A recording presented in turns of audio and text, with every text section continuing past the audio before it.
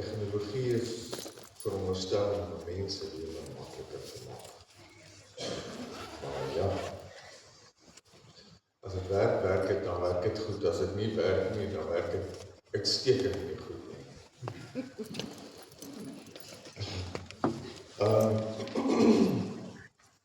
Okay, so by die afkondigings, almal het 'n blaadjie gekry en Christine sal dit weer op die groep ook uitstuur.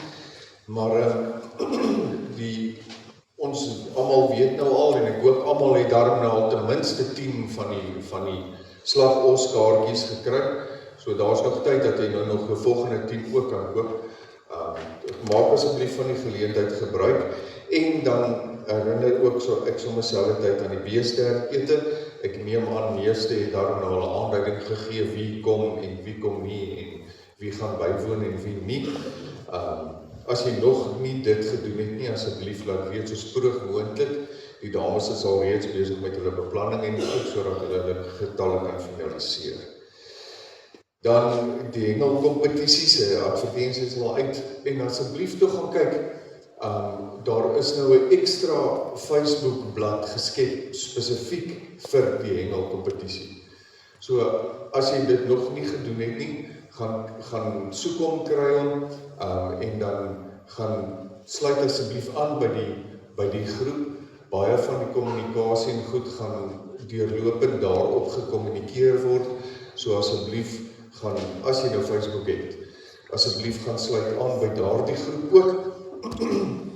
En dan kan jy sommer daardie skakel ook uitstuur aan jou vriende en familie wat dalk sou belangstel om die kompetisie by te woon. Dan kan jy hulle sommer daai skakel vir hulle uitstuur en dan sal hulle op hoogte bly met al die reëlings en al die beplanning en al die goeders as hulle net op daardie groep ook is. Ons het verjaarsdae hierdie week, maar voordat ons nou die verjaarsdae doen, wil ons tog net die voorbring. Ons het vir oom Sarel, maar oom Sarel is hier vanmôre. Oom Sarel, dit is baie lekker om te sien. Ons is regtig baie dankbaar oom kan vanmôre hier saam met ons kuier in die erediens bywoon, maar ons hou hom nog steeds sy naam op die voorbereidingslys, want dit is maar 'n lang proses. En dan Lindy van Sail, sy is reeds by die huis. Sy het weer 'n knieoperasie ondergaan en hopelik hierdie keer werk dit. En dan Jolandi Markram, hulle is nou nie hier vanmôre nie, maar sy is ook al by die huis, maar daar is nog 'n proses, want ja, daar moet nou nog uitgevind word presies wat gaan aan en ander dokters gesien word en al die dinge. So boonbehalwe dat sy nie lekker is nie, is hulle moraal ook maar redelik laag. En dan Lorraine het gegaan vir 'n baie groot nieroperasie. Sy is nog in die hospitaal. Ons moet maar asseblief aan haar dink. Sy is Klerksdorp in die hospitaal. En dan Christel is hier vanmôre, maar ek neem aan dit gaan beter as jy hier is, né? Of nee, die operasie moet nog kom. Dinsdag, ekskuus. Ek het nou jammer, die Dinsdag gaan sy in vir 'n operasie. Ons dink aan jou baie sterk. En dan die Lily Blighnout hier agter. Dit gaan maar moeilik met haar, so ons moet haar asseblief ook in ons gebede aan haar dink op hierdie stadium. Die verjaarsdag hierdie week, die 3de verjaardag Magda, en dan Koenie Junior, hy is nie so, hy sal nie sy chocolate mis nie.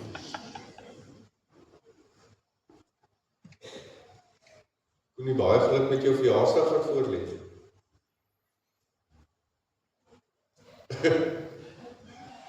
Hy onderhandel of hy nie meer as hy dit opvat nie.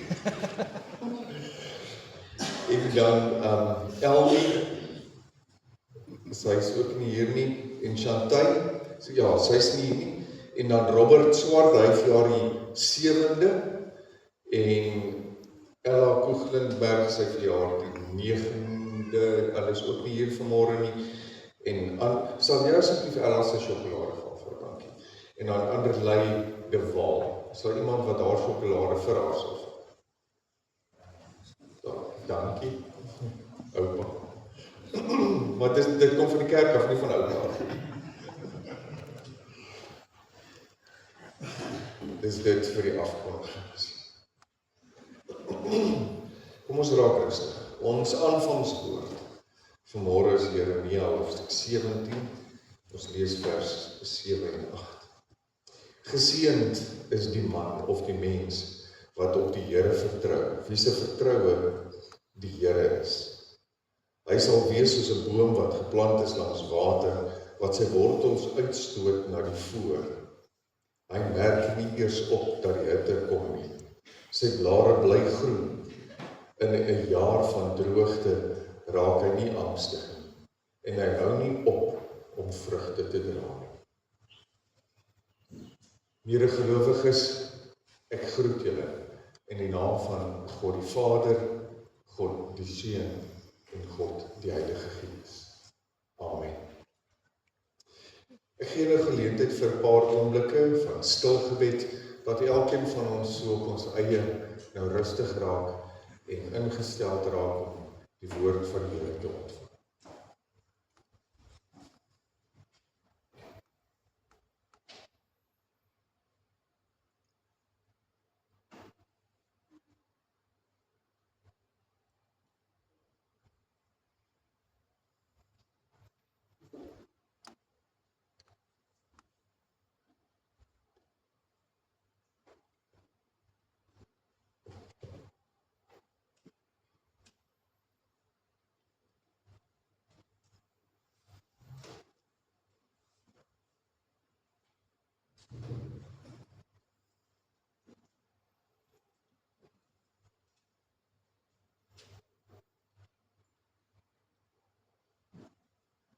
Amen. As toetrede sing ons dan 'n vervolgingslied 280 vers 1, 2 en 3. Here redder groot en magtig.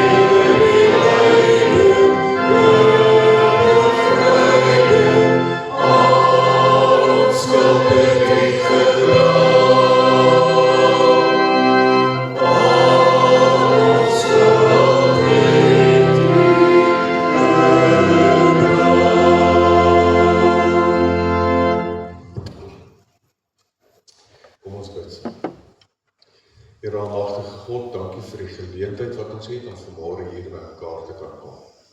Dankie Here vir die voorreg dat ons U naam kan aanroep in lofprysing en in aanbidding. U as die gans andere God. Ons weet al te goed dat ons is maar soos grassade in die wind, en nietig. Maar Here, nog steeds, doen nie met ons moeite, nog steeds, Here, is dit vir U goed en aanneemlik, wanneer ons in U huis bymekaar kom, en ons gebede soos wierook op die altaar is. Here, en daarom is dit iets so besonders om wel as 'n geloofsgemeenskap by mekaar te kan kom. Dit is nie vanselfsprekend nie. Dankie Here dat ons kan weet dat of ons dit alleen doen en of ons dit gesamentlik doen, U verhoor altyd ons gebede. En daarom is dit nie sommer maar net 'n mors van asem nie. En juist daarom ook bid ons nou saam. En in ons gebed vra ons, Here, wil U asseblief self met ons kom praat, U woord aan ons kom openbaar, en dit vir ons kom oopbreek. Ons bid dit in afwagting en in afhanklikheid. En in Jesus Christus se naam. Amen.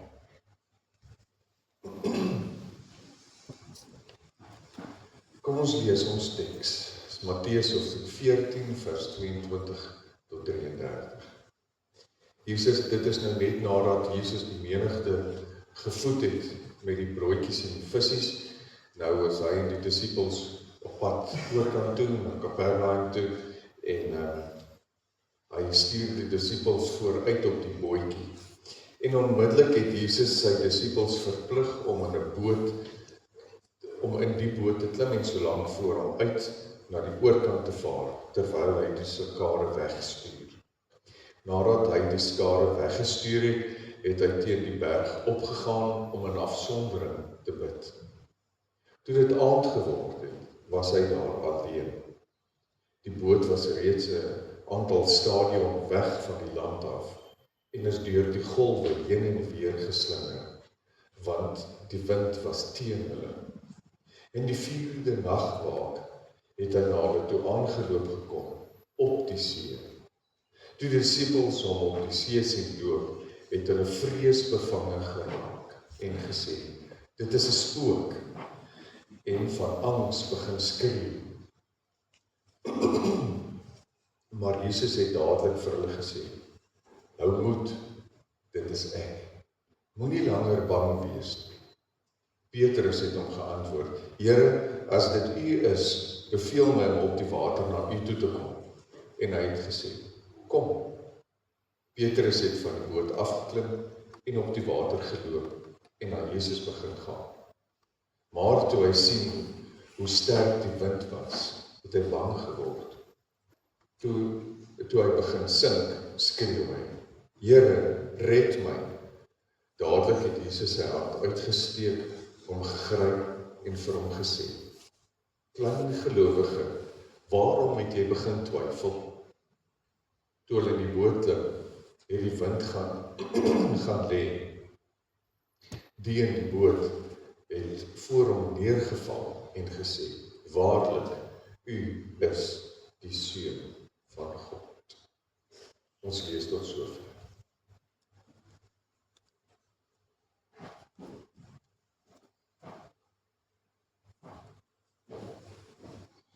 Ek wil vra vanmôre, wat is die ergste ding wat jy al beleef het? Wat jy al in jou lewe ervaar het? Ergste in die sin van die mees vreesaanjaendste ding wat jy beleef het. En ek praat nou nie van die Tower of Terror by Goldreef City of so iets nie. Iets wat regtig vir jou doodsangs veroorsaak het. So vreesaanjaend dat jy regtig gedink het, hierdie is die einde. Dit is klaar. Nie 'n siekte of wat ook al nie. Byvoorbeeld 'n motorongeluk of so op die modder begin jou bakkie gly en jy's op pad in 'n kalwer of so iets. So erg. So iets wat as jy daaraan dink, dan kry jy 'n beklemming om jou hart. Dan ons weet mos nou, julle ken almal daai gevoel, wat hierso so op die krop van jou maag, dan voel dit asof dit begin saamtrek, en jy slaan in koue sweet uit, en as jy daaraan dink, dan is dit regtig iets wat vir jou so bang maak, want dit bring hierdie herinnering op, dat die oomblik toe jy in daai situasie was dit letterlik asof jy die dood in die oë gekyk het. Almal van julle het al so iets ervaar. Wel, almal wat daar nou al bietjie jare langer in die lewe is. Die jonger is dalk nog nie. Maar dit wat hier beskryf word in die teks, sowel as in die Johannes en in die Lukas weergawe daarvan, is regtig so iets gewees. Dit was vreesaanjaend, so erg dat die disippels doodsangs beleef het. Dit is daai tipe vrees wat jy besef, ek is totaal magteloos in hierdie situasie. Wat nou moet gebeur, gaan maar gebeur. En ek sal nou maar sien of ek die ander kant uitkom, al dan nie. Jy weet dat jy het in hierdie situasie geen beheer nie. En dit is wat die disippels daar beleef het. Hulle het geweet dat in daai situasie het hulle absoluut geen beheer nie.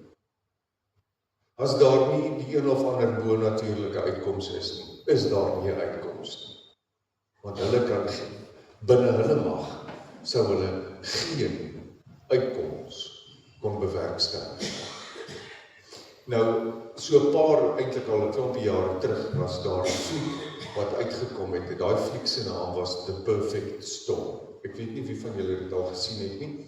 As jy vanmiddag niks het om te doen nie en jy wonder wat om te doen, gaan soek bietjie die fliek en dan kan jy 'n bietjie die fliek weer kyk en dan sal jy nou weet wat The Perfect Storm. Dit is hierdie skipbootjie eintlik wat half vasgevang is in die oog van 'n storm, waar daar geen uitkoms is nie, waar dit werklik is, as weer eens, as daar nie een of ander bonatuurlike uitkoms is nie. Kyk, hulle probeer nou alles in hulle mag, daai ouens weet hoe om 'n storm te lees, hulle weet hoe om die wind te lees en al die goeters, en die kaptein probeer alles binne sy vermoë, kennis, ervaring, mag, om die bootjie so te bestuur, dat hy net die storm uitry, dat hulle net in die storm, op die storm is, net om te oorleef, sodat hulle dan nou wel, wanneer dit dan nou begin kalmeer, dat hulle dan nou kan uitry, of uitseil, uitvaar, as die regte woord. Gaan kyk weer 'n bietjie die fliek. Nou dit is min of meer wat ek in my kop het, hoe ek dink, hoe dit moes wees in hierdie verhaal, in hierdie gebeure. En in hierdie gebeure wat ons hier lees, sien ons hoe dat God die anker is, want almal op daai bootjie weet dat dis buite hulle mag. God is die enigste een, soos ek nou gesê het, een of ander bonatuurlike ingryping. God is die enigste een wat op daai stadium 'n verandering kan teweegbring. Nie net in die situasie nie, maar in elkeen van hulle ook. As jy nou terugdink aan daai situasie wat jy nou in jou gedagtes herroep het, toe ek nou die vraag gevra het in die begin. As jy daai situasie herroep en jy dink aan daai ervaring, is bo en behalwe die situasie self, jou emosies en jou gees, alles is so 'n warbel, so deurmekaar, so onbeheers, dat selfs net jou emosies is van God se ingryping afhanklik. Want net God, boonbehalwe die situasie, kan op daai stadium jou emosies weer in beheer bring. Net God kan op daai stadium jou gees weer rustig maak, sodat jy kan voel soos 'n mens. Want op daai stadium voel jy eintlik nie eers soos 'n mens nie.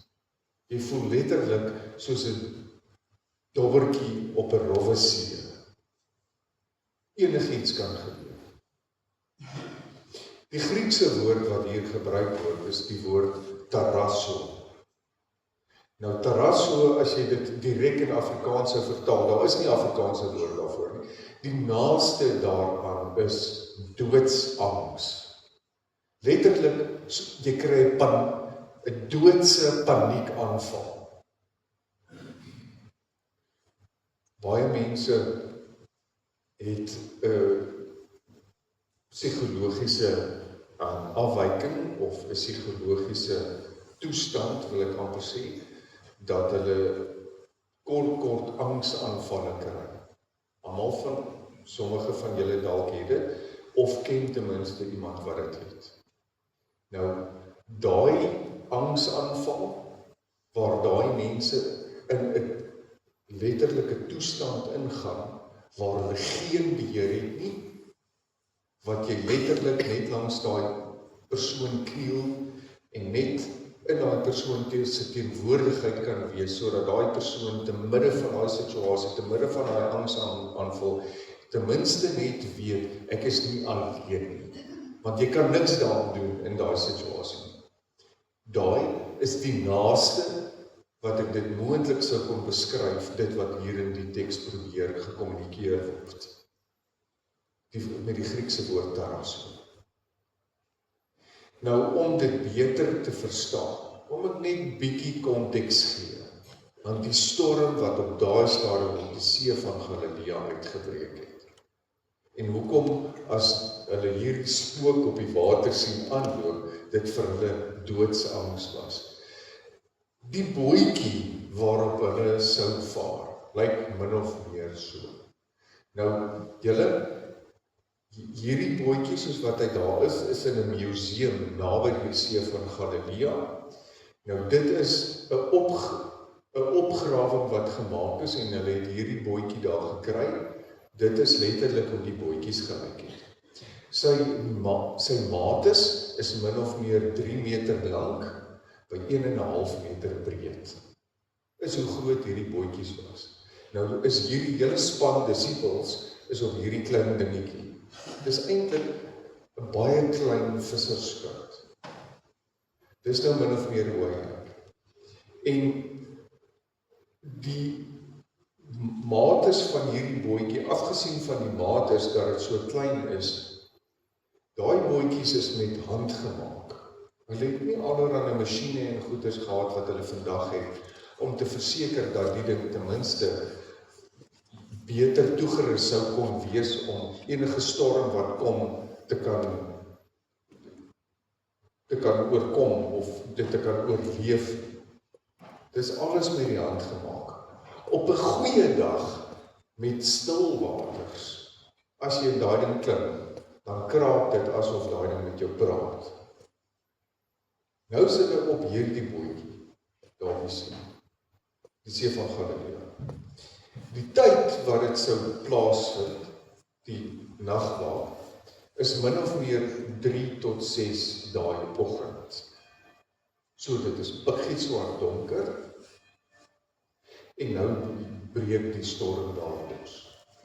Die see van Galilea is bekend daarvoor, kyk, dis 'n binnelandse see, is bekend daarvoor, gegee sy ligging, en jy kan bietjie gaan oplees daaroor, oor die winde wat inkom uit die verskillende rigtings uit, en van die Jordaniese kant af ensovoorts, is bekend daarvoor, dat die storms wat op hierdie see losbreek, is iets vreesaanjaend op daai klein, ek wil amper sê seetjie.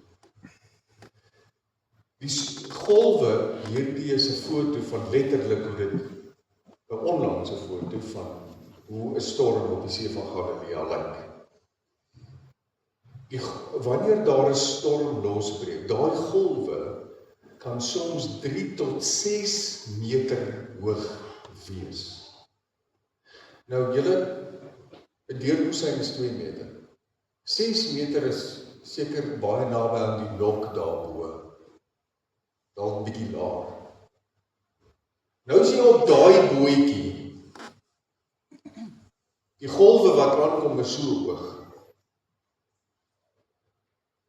En boonbehalwe vir hierdie situasie, leef hulle nou nog in die drievlakkige, die eerste eeuse wêreldbeeld, waar vir hulle, in hulle wêreldbeeld, hulle het nie geweet die aarde is rond en al daai ding nie, vir hulle was dit nog 'n plat skyf met die hemelkoepel, en daar waar die see is 'n direkte toegang na die onderwêreld toe. So as jy afval in die see in, is dit, do not pass go, do not collect 200, go straight, nee, na Hades toe, na die onderwêreld. So, die vrees wat hulle het, boonbehalwe vir daai golwe, en hulle moet vasklou aan daai handgemaakte klein bootjie, veral wat hulle werk is, om nie afgewaai te word nie, en probeer om die balans te handhaaf, sodat hy nie kantel nie, is die idee wat hulle in hulle kop het, as ek hier afval, en ek gaan hier in die water, gaan ek direk na die onderwêreld toe. En omdat daar toegang is ondertoe, is daar ook toegang van onderaf boontoe. Nou kom hierdie gedaante in hierdie situasie op die see aangeloop. En hulle het verstaan dat as daar 'n storm op die water is dit omdat dit onstuimig is in die onderwêreld. Daar's iets aan die broei, daar's iets aan die gebeur in die onderwêreld. Pa duiwel en ma duiwel is aan die stry en die een gooi die ander met koppies en pierings en dinge. So dit is chaos hieronder. So nou hardloop al die demoontjies, die kindertjies, hardloop nou weg van maanpa is aan die stry. So nou soek hulle uitkoms na ander plekke te gaan. So die kans is baie goed dat die demone en allerlei ander goeders wat daaronder is nou besig om te ontsnap hier na boontoe. So dit en dis hulle realiteit, nee. So nou kom hierdie gedaante in hierdie storm hier op die hulle klere was nie skoon nie. Myne sou ook nie gewees het. Kom hierdie gedaante hier op die water aangeloop. So hulle uitlating op daai stadium, dit is 'n spook, is hulle werklikheid. Ons weet nou daar's nie seker goed nie, maar dit is hulle werklikheid. Kan jy nou jouself indink wat beleef daai ouens? Wanneer hulle dan nou skreeu, dit is 'n spook, om vir mekaar te sê, ouens, dis die einde. Daar is, dis verby. En dan die volgende ding wat gebeur, is dis Jesus se stem. En wanneer hy praat, dan sê hy, ego eimi, wat beteken ek is.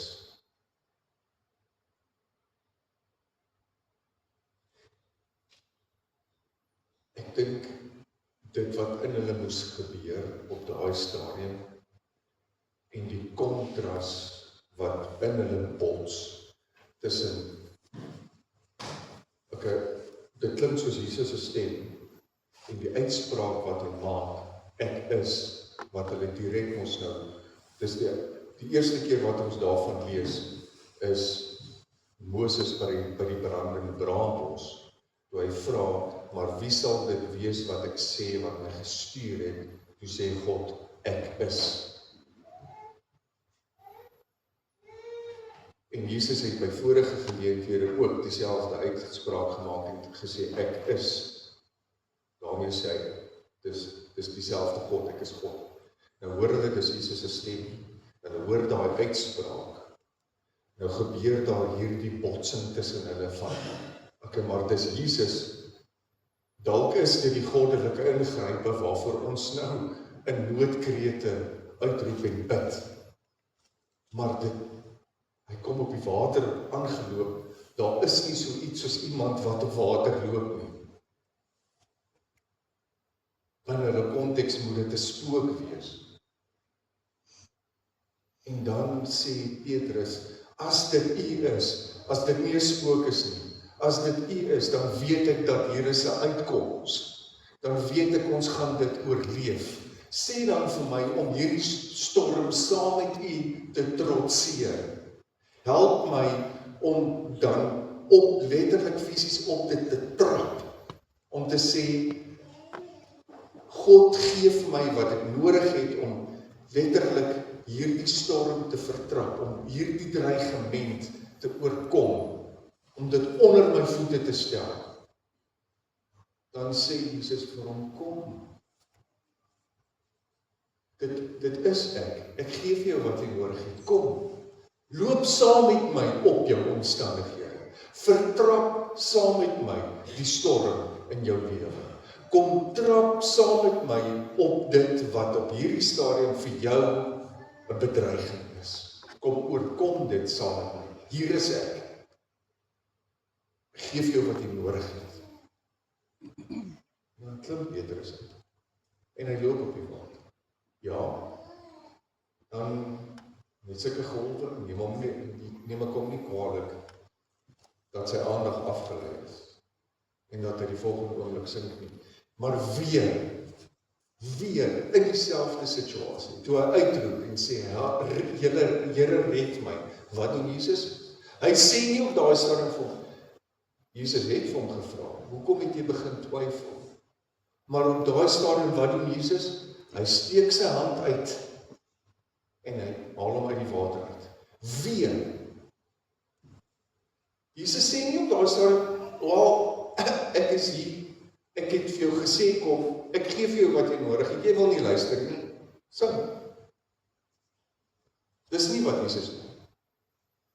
In dieselfde situasie, 'n tweede geleentheid, 'n tweede kans wat hy gee en sê, luister, kom. As dit nie genoeg is dat ek net in jou teenwoordigheid moet wees nie, nou sal ek jou hand vat. Ek is.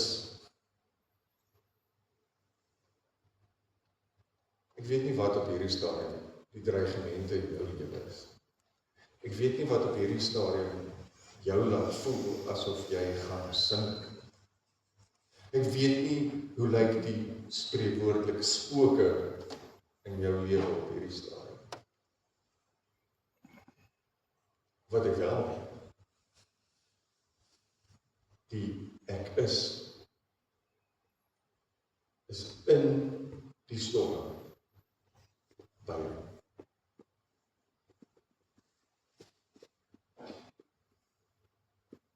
En wat gebeur toe later? Net toe Petrus Jesus se hand vat en die ander disippels het sien en het ervaar, God word vir hulle 'n werklikheid. Nie 'n spook nie, 'n werklikheid. Nie net 'n hulpkreet en sê Here help my nie, maar 'n werklikheid. Klim my saam met hulle in die skuit, toe raak die storm stop.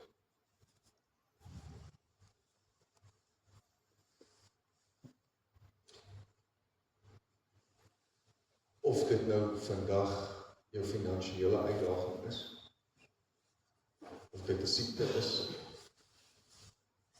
of dit jou hoes op die hande is, waar dit ook al mag wees. Weet, die groot ek is, klim saam met jou in 'n bootjie. Jou storm sal bedaar. Ek op hierdie stadium ervaar ook maar storms in my lewe. En dit is moeilik. Dit is moeilik om te aanvaar dat iemand anders moet in beheer wees van jou situasie, sodat dit kan kalmeer. Het is moeilik vir ons om beheer oor te gee. Maar aangesien jy reeds eintlik nie beheer het oor jou situasie nie, gee dan maar die beheer eintlik oor. die storm sal bedaar. Miskien nie noodwendig soos in hierdie verhaal onmiddellik nie, maar dit sal. En tot dan toe, hou God jou hand vas. Dit voel of jy sink, jy sal.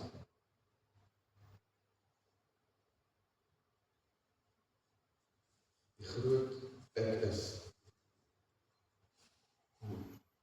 in jou storm op die water aangeloop, om jou storm stil te maak. Amen. Kom ons bid. Here, dit is moeilik. En dis eintlik kan ons dit nie verstaan. Hoe dit werk, dat u in die middel van die storm, die perfekte storm, by ons teenwoordig is. En ons hand vashou. As ons so kyk na die golwe rondom ons, en ons kyk na die klein bootjie waar ons is,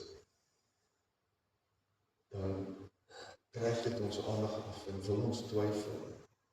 Is dit instinct, eerste natuur, om te twyfel.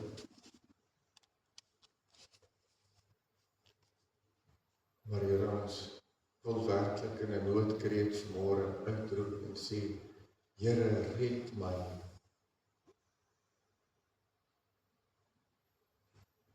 Want ons weet dat daar geen ander uitkoms is nie. En ons wil graag, wanneer die storm bedaar het, weer kan sê, waarlik, u is God. U het ons kom red, weer nog 'n storm in ons lewe, kan stil maak. Ons kan nie anders as om op u te vertrou. Beide omdat ons nie die beheer het nie, maar ook omdat ons lewens totaal aan u wil oorgee. Want ons ken, ons weet, dat u alles ten goeie laat meewerk. Want ons het u lief. Daarom kom lê ons vandag dit aan u voete neer. Kom gee ons dit vandag vir u.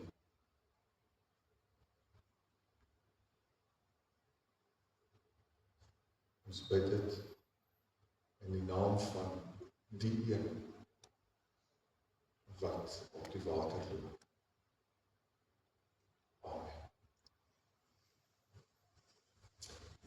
Ons gaan die dankoffers by die deure kollekteer. So ons gaan nou sommer dadelik oorgaan na ons slotsang toe. Dis Lied 508, vers 1 en 2, vaste ons op die plek.